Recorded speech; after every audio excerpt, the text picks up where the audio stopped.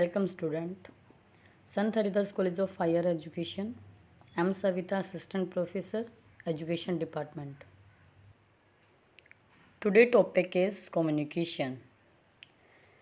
संप्रेक्षण का अर्थ, संप्रेक्षण सब प्रेक्षण क्रिया से बना है, मीन्स वर्ब से बना है, जिसका अर्थ है किसी वस्तु या विचार को एक जगह से दूसरी जगह भेजना, ट्रांसफ़र करना या सर्कुलेट करना, फॉरवर्ड करना। संप्रेक्षण को अंग्रेजी में कम्युनिकेट कहा जाता है, कम्युनिकेशन कहा जाता है, जो लैटिन शब्द कम्युनियस से बना है, जिसका अर्थ है भागीदारी, पार्टिसिपेट करना, आदान प्रदान करना, ट्रांसफ़र करना एंड साझा करना, किसी के साथ शेयर करना। संप्रेक्षण शिक्षण अधिगम प्रक्रिया का एक महत्वपूर्ण अंग है। जब अध्यापक पढ़ाता है तो वह विद्यार्थियों को कुछ संप्रेक्षित कर रहा होता है। कक्षा का अच्छा वातावरण तथा विद्यार्थियों को प्रेरित करना अध्यापक के प्रभावशाली संप्रेक्षण द्वारा ही संभव है। बिल्कुल, अगर वो अच्छा कम्युनिकेटर है, वो अच्छे बांधने वाला है, कक्षा को रुचिकर बनाने वाला अच्छा टोकर है, तो वो अपनी बात को साझा कर लेता है, तो वो बच्चों का पार्टिसिपेशन बढ़ा लेता है। वो एक जितना कम्युनिकेशन अच्छा होगा स्टूडेंट और टीचर के बीच में, इतना ही क्लास इन्वायरमेंट बेटर होता है। एडगर डेल के अनुसार संप्रेक्षण पारस्परिकता के भाव में विचारों व भावनाओं की दूसरों के साथ भागीदारी है। Communication is the sharing of ideas and feeling in A mode of mutuality. बिल्कुल, म्यूचुअलिटी अंडरस्टैंडिंग हो जाती है, म्यूचुअल अंडरस्टैंडिंग जिसे बोला जाता है कि शेयरिंग आइडियाज़ एंड फीलिंग, कि जब हम एक दूसरे से चीज़ें बांटते हैं, अपने विचार आदान प्रदान करते हैं, वो कम्युनिकेशन है। According to Mary Huss, communication is a process of mutual exchange of thoughts, feeling, ideas, fact and emotions. अब मैरी हस के अनुसार संप्रेक्षण जो है वो विचार, भावनाओं, प्रत्ययों, तथ्यों और मनोभावों के आपसी आदान प्रदान की एक प्रक्रिया है, एक प्रोसेस है, एक म्यूचुअल अंडरस्टैंडिंग है, एक म्यूचुअल एक्सचेंज है thoughts, feeling, idea and fact का। तो इसमें दोनों परिभाषाओं के आधार पर, दोनों डेफिनेशन को कंक्लूड कर कर हम यही कह सकते हैं कि कम्युनिकेशन क्या है? ट्रांसफ़र ऑफ थॉट, आइडियाज़, एक दूसरे के साथ शेयर करना फीलिंग्स को, आइडियाज़ को, फैक्ट को, इमोशंस को, हर चीज़, अपनी भावनाएं, विचार कुछ भी हों, एक दूसरे के साथ बांटना, ये अपने तक सीमित ना रख कर दूसरे तक पहुंचाना, वो कम्युनिकेशन है। वो एक पर्सन भी हो सकता है, आप एक को बताना चाहते हैं, आप बहुत ज़्यादा पब्लिक को बताना चाहते हैं, बहुत ज़्यादा वाइडर एरिया में बढ़ाना चाहता है, होगा दोनों में कम्युनिकेशन ही, वो कम्युनिकेशन ही कहलाता है। संप्रेक्षण की विशेषताएं क्या हैं? Characteristics of communication. सबसे पहली बात, परस्पर विचारों एवं भावनाओं का आदान प्रदान होता है, कि transfer of ideas and feeling, हर चीज़ का, विचार का, आइडियाज़ का ट्रांसफ़र यहाँ पर होता है। इसमें दोनों पक्षों का विकास होता है, कि यहाँ डेवलपमेंट होता है बोथ साइड का। मैं कुछ बात कर रही हूँ, आप सुन रहे हैं, आप कुछ कहेंगे, मैं सुन रही हूँ, तो दोनों का डेवलपमेंट है और दोनों यहाँ एक्टिव फेस में रहते हैं, दोनों ही पक्ष जो हैं वो क्रियाशील रहते हैं। इसमें आदान प्रदान की प्रक्रिया को पृष्ठपोषण दिया जाता, मीन्स फीडबैक दी जाती है, रिस्पॉन्स दिया जाता। मैंने कुछ कहा, मैं एक्टिविटी करती हूँ, मैं कुछ प्रोसेस में बोलती हूँ, कुछ बात कहती हूँ, तो आप उसका इंटरेक्ट करते हैं, उसको रिस्पॉन्स करते हैं।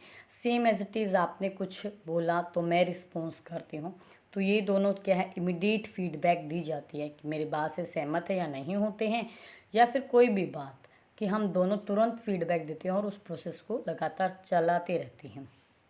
संप्रेक्षण की प्रक्रिया द्विमार्गी है, दोनों ओर से होता है। द्विमार्गी इसीलिए कहा गया है कि आप मौखिक, लिखित किसी भी वे में कर सकते हैं, आप स्टार्ट कर सकते हैं या मैं स्टार्ट कर सकती हूँ, दोनों पक्ष यहाँ पर होते हैं। उसके साथ साथ यहाँ पर अनुभवों की साझेदारी भी होती है, बिल्कुल एक्सपीरियंस शेयर किए जाते हैं यहाँ पर। इसमें अंतःक्रिया भी होती है और पृष्ठपोषण भी होता है, मीन्स फीडबैक भी होती है और इंटरेक्शन भी होता है। कक्षा अंतःक्रिया संप्रेक्षण से ही की जाती है। बस कक्षा जो होती है, जो क्लास का एनवायरनमेंट है, वहाँ पर अंतःक्रिया से, इंटरेक्शन से कम्युनिकेशन किया जाता है।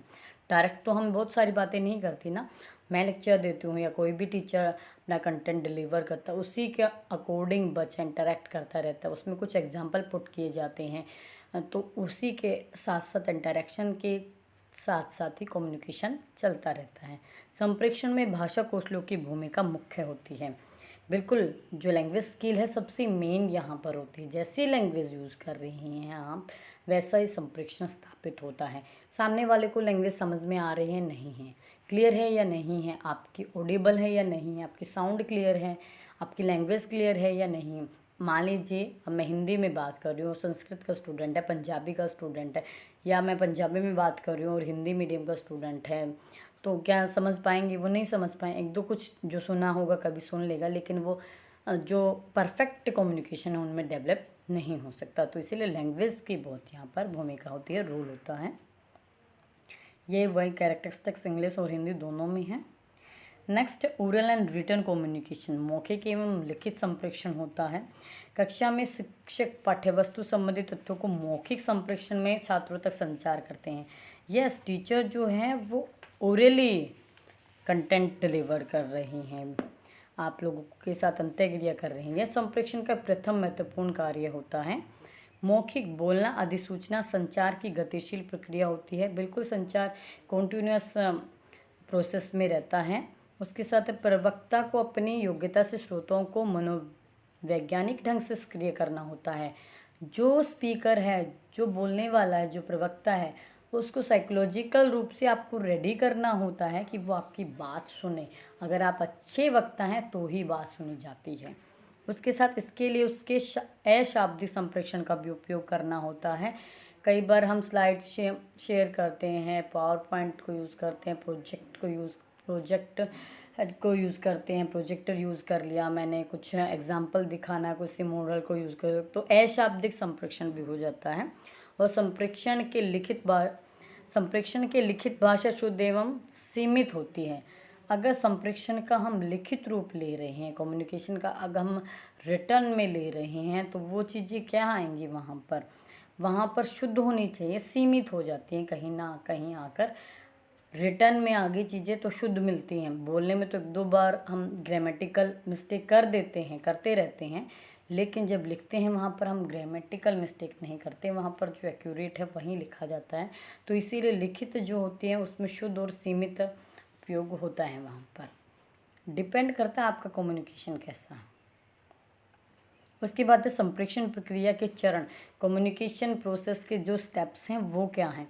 सबसे पहला स्टेप जो है source of communication for sender, कि संप्रेषण का स्रोत क्या है। सबसे पहले जो साइकिल है उसमें स्रोत पूछते हैं आपसे कि संप्रेषण जो होती है वो द्विपक्षीय और बहुपक्षीय हो सकती है, मतलब दो लोग बात कर सकते हैं या बहुत सारे आप पब्लिक को कर सकते हैं, जैसे फेसबुक इसका एग्जांपल है, या कॉन्फ्रेंस करना भी है कि एक के साथ बहुत लोगों को मैसेज देना।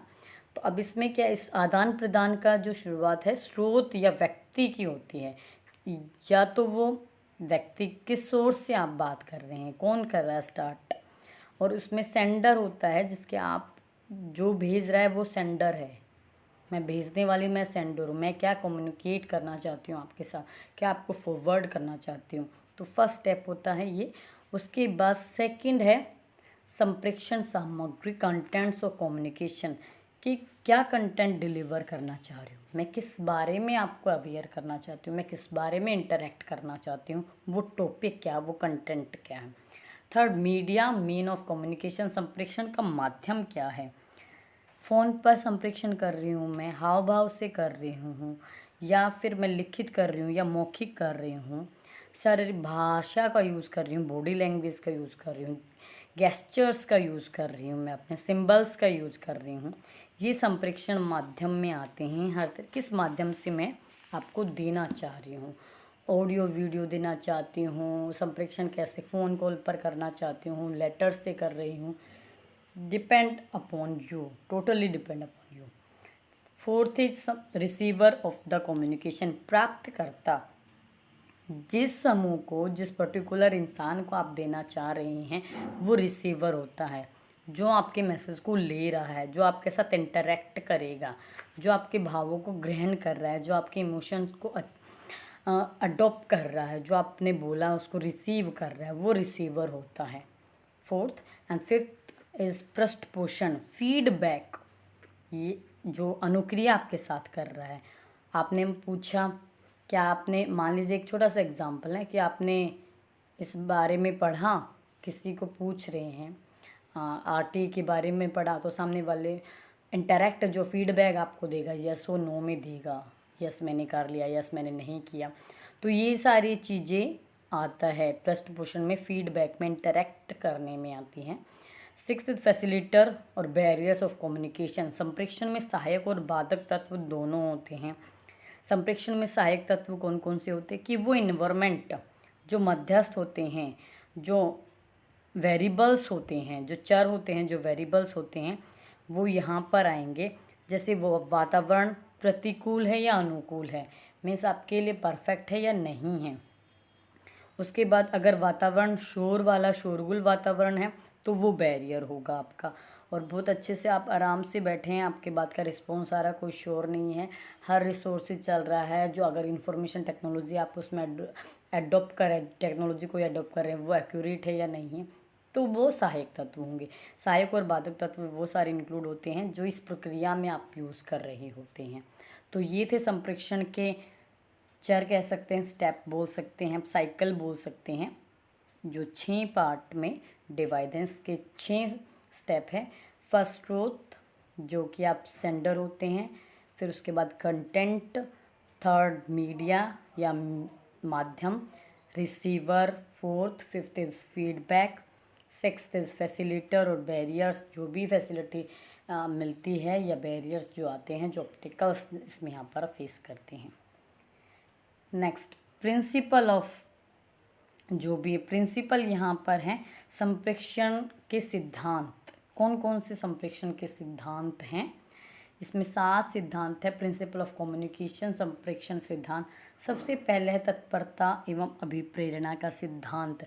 Principle of readiness and motivation, कि आप रेडी हो, आपको उसके बारे में पता है, अभिप्रेरित रहना आवश्यक, क्योंकि अगर मैं रेडी ही नहीं हूँ, मैं बच्चों को रेडी नहीं कर पा रही हूँ, सामने वाले को रेडी नहीं कर रही मेरी बात सुने, मैं ज़बरदस्ती नहीं सुना सकती उसको। सबसे पहली बात, उसको मोटिवेट करो, रेडी रहो। सबसे पहला नियम यही है कि तत्परता का नियम है। सेकंड है सक्षमता एवं योग्यता का सिद्धांत, कि आप कैपेबल भी हो। मान लीजिए आपने अधिकार ही नहीं है आपके ऊपर, आपका कोई मास्टरी नहीं है किसी कंटेंट को देने के लिए, तो आप कैसे डिलीवर करोगे? आपको नॉलेज देनी है तो सामने वाले के साथ क्या कम्युनिकेशन डेवलप कर सकते हो आप? तो इसके लिए मीन्स आपके पास योग्यता होनी चाहिए, आपके पास वो एबिलिटी होनी चाहिए, वो काम, वो कैपेसिटी होनी चाहिए कि हाँ मैं ये कम्युनिकेशन डेवलप कर सकता हूँ। उसके बाद थर्ड है भागीदारी एवं अंतिम क्रिया का सिद्धांत। अंत्यक्रिया का सिद्धांत, सॉरी ये अंत्यक्रिया है। भागीदारी का सिद्धांत, principle of sharing and interaction, yes, principle of sharing and interaction. Interaction करना, क्या बात हो रही है, मैं क्या बोल रही हूँ, संप्रेषण और जो ग्राहक है, जो कंज्यूमर है, जो मेरे सामने वाला सेकंड पार्टनर मेरा बैठा हुआ है, या फिर जितने भी मेंबर्स यहाँ बैठे हुए, दोनों में अंतःक्रिया होनी चाहिए। अच्छी भागीदारी संप्रेषण दोनों पक्षों से होता है, उतना ही प्रभावशाली होता है जितना दोनों पार्टिसिपेट करते हैं। अगर पार्टिसिपेशन नहीं है तो इसका मतलब एक बोलता जा रहा है, वो तो व्याख्यान हो गया, वो भाषण हो गया, आप सुनते रहते हैं। लेकिन संप्रेषण जो है, कम्युनिकेशन जो है, वो इंटरेक्शन वहाँ पर होनी चाहिए उसमें। उसके बाद है संप्रेषण सामग्री की उचितता का सिद्धांत, की जो principle of suitability of the communication, जो भी सूटेबल हो सकती हैं चीज़ें कि सामग्री पर पूरा ध्यान देना आवश्यक है। अध्यापक योग्य भी हैं और उसमें संप्रेषण के लिए आवश्यक कौशल भी हैं, लेकिन जो संप्रेषित किया जा रहा है उसके लिए कंटेंट ही नहीं है, तो फिर क्या फ़ायदा? सबसे पहली बात, आपके पास वो कंटेंट होना बहुत ज़रूरी है जो आप कम्युनिकेट करना चाहते हैं, जो आप संप्रेषण में यूज़ कर रहे हैं। और वो चीज़ें जो आपने सराउंडिंग में डाली हैं, जो परिस्थितियाँ हैं, वो आपके लेवल का कंटेंट होना चाहिए, वो आपकी कैपेसिटी के अकॉर्डिंग कंटेंट होना चाहिए, वो आपकी स्किल के अकॉर्डिंग होना चाहिए। ऐसे ही नहीं कंटेंट कोई भी उठा लिया और वो आपके लिए नहीं है, कैपेबल नहीं हो आप उसके लिए। तो ध्यान रखना चाहिए कि आपके लिए जो कंटेंट डिलीवर करना है आपको, वो ओके होना चाहिए, आपके लिए बेटर होना चाहिए। उसके बाद संप्रेषण माध्यम की उचितता का सिद्धांत, principle of appropriateness of the communication media channel, कि आप किस तरीके से करना चाह रहे हैं। फ़ोन पे कर रहे हो तो कनेक्शन वेल होना चाहिए, इंटरनेट जो नेट सुविधा होती हैं वो होना चाहिए, स्लाइड शेयर करना चाहते हैं तो परफेक्ट चलने वाला है, शाब्दिक है, वर्बल है या अशाब्दिक है, नॉन वर्बल है, जो भी परिस्थिति है, दृश्य श्रव्य हैं, ऑडियो वीडियो है, कैसे आप कर रहे हो, आपका माध्यम क्या है, मीडिया क्या है, आप कैसे आप बात कर रहे हो, वो सारी चीज़ें एक्यूरेट होनी चाहिए। जब कम्युनिकेट करो, जब प्रॉब्लम नहीं आनी चाहिए, उससे पहले आप प्रैक्टिस करके देखो कि हाँ रिसीवर को मेरी बात पहुंच रही है, सेंडर मैं हूँ, रिसीवर तक मेल जा रही है, फेस टू फेस कन्वर्सेशन करना है, जो भी है। तो ये होना चाहिए कि जो भी परिस्थितियाँ वो एक्यूरेट हैं या नहीं हैं। उसके बाद है उचित पृष्ठपोषण का सिद्धांत, फीडबैक, अप्रोप्रिएट फीडबैक होनी चाहिए कि संप्रेषणकर्ता जो हैं संप्रेषण के बारे में अच्छा फीडबैक प्राप्त होता रहे। उसके लिए क्या ज़रूरी है, बॉडी लैंग्वेज, सुनने वाले की रुचि होनी चाहिए। ऐसा नहीं ज़बरदस्ती आप, तो वो अच्छा कम्युनिकेटर नहीं हो पाता। बच्चों को उत्साह उसमें डालिए, अवेयर कीजिए, मोटिवेट कीजिए उन बच्चों को जिसके साथ आप संप्रेषण करना चाहते हैं। और अगर लगता है सुधार होना बाकी है, तो आपको लगता है, फील हो रहा है, अनुभव हो रहा है कि मेरे संप्रेषण में कहीं कमी है, बच्चे का ध्यान कहीं और जा रहा, तो उसमें सुधार कीजिए, तभी उचित पृष्ठपोषण मिलता है। और ये सक्रिय प्रक्रिया होती है, दोनों तरफ से इंटरेक्शन, दोनों तरफ से फीडबैक मिलना जरूरी है। उसके बाद है संप्रेषण में सहायक एवं बाधक तत्व। फिर वही बाधक, जो भी principle of facilitator and barriers of communicate करने के लिए जो भी सोर्सेज हैं, जो रिसीवर है आपका, उनके बीच में बहुत सारे ऐसे तत्व, ऐसे परिस्थितियां काम करती हैं जो संप्रेषण को सहायक बनाती हैं, या तो उसके लिए सहायक होंगी या फिर उनके लिए बैरियर होती हैं। सहायक क्या होंगी, मान लीजिए ऑडियो वीडियो एड्स यूज़ कर रही हैं, माइक यूज़ कर रही हैं, या फिर कुछ ऐसी चीज़ें वो सहायक में आएंगी जो आपको बेनिफिशियल हैं बात पहुंचाने में। उसके बाद शोर होना, ये नेगेटिव में आएगी, लाइट नहीं है, सामने वाले को आप सुन रही हैं, बार बार कनेक्शन कट रहा है अगर ऑनलाइन मोड में कर रही हैं, या फिर वहीं ऑफलाइन मोड में कम्युनिकेट करें तो बहुत ज़्यादा शोर है, डिस्टरबेंस बहुत ज़्यादा है, कोई अपनी सीट अरेंज, जो आपने सीटिंग अरेंजमेंट की है वहाँ बैठ नहीं रहा है, तो ये नेगेटिव्स होगा, ये बैरियर्स होंगे, ये बाधक तत्व होते हैं। तो इन सिद्धांतों पर ही आधारित होते हैं कम्युनिकेशन के 7 सिद्धांत होते हैं।